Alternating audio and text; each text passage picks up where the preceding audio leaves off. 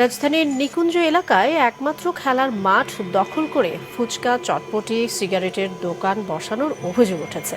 এতে মাঠের একটি বড় অংশ কার্যত দখলে চলে গেছে বলে দাবি স্থানীয় বাসিন্দাদের। শুধু দোকানই নয়, মাঠের ওপর দিয়ে বাঁশের খুঁটি টানিয়ে একটি অংশকে বিচ্ছিন্ন করে ফেলা হয়েছে, যা শিশুদের খেলাধুলা ও শরীর চর্চার জন্য প্রতিবন্ধকতা সৃষ্টি করছে। দ্রুত মাঠ থেকে অবৈধ স্থাপনা সরিয়ে ফেলার দাবি জানান বাসিন্দারা।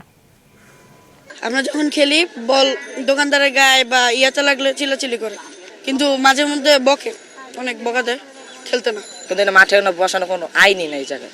আর আমরা যে পাশে যে রাখি যে ময়লা এই যে এরকম করে দূষণ করতেছে, এরকম পরিবেশ দূষণ করতেছে। তারপর এখানে যে কত কিছু রেখে দিচ্ছে, এটা দেশ তো উন্নতি হবে না। এই যে এটা কোনো রাখার কোনো আইন আছে? এভাবে কি রাখতেছে? এই যে মানে মাঠ এদের মনে করি যে ইট মিট কাঁচ, ওই জায়গায় কাঁচ আছে, এরকম ফালাই রেখে দিতেছে। আমরা সবাই চাই যে আমাদের খেলার মাঠটা যাতে আগের মতন হয়ে যায়। এসব দোকানপাট যাতে খেলার মাঠের, এমন দোকানপাট কি খেলার মাঠের আশেপাশে যাতে কোনো গাড়ি টাড়ি না থাকে। আর মাঝে মাঝে কি হয় যে বল মারলে গাড়িতে যা লাগে, আবার গাড়ির কাঁচ মাছে ভেঙে যায়, মাঝে মাঝে এমন হয়। তাই আমরা চাই যে আমাদের খেলার মাঠটা, পরিবেশটা যাতে সুন্দর থাকে। যেহেতু এক সাইড দখল হয়ে গেছে, এটা সামনের দিকে আরো দখল হওয়ার চিন্তা ভাবনা আছে। কল্যাণ সমিতির দায়িত্ব আমগরে এই জায়গায় না দিয়েছে আর কি। এইগুলো তো স্থায়ী এই কমিটি, এলাকার কমিটির লোকজন করে দিচ্ছে। কিভাবে করে দিল না এটা কিন্তু আমরা জানি। বসাইছে আমরা খালি দোকান এখানে দিছে, দোকান এখানে দোকান দিছে। এই এক সাইডে বসতে কারা বসে? কারা এটা কেউ কইতে পারে? আমগরে এখানে বসতে বসে আমগরে বসতে বলছে আপনি এই যে দেখেন, ওই যে ওখানে লেখা আছে, দেখেন কি? আপনি ওখানে লেখা আছে।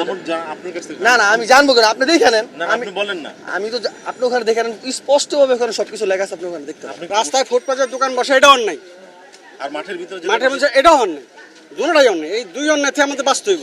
এখন কমিটি কোনো সিদ্ধান্ত নিতে পারতেছে না, কি করবো?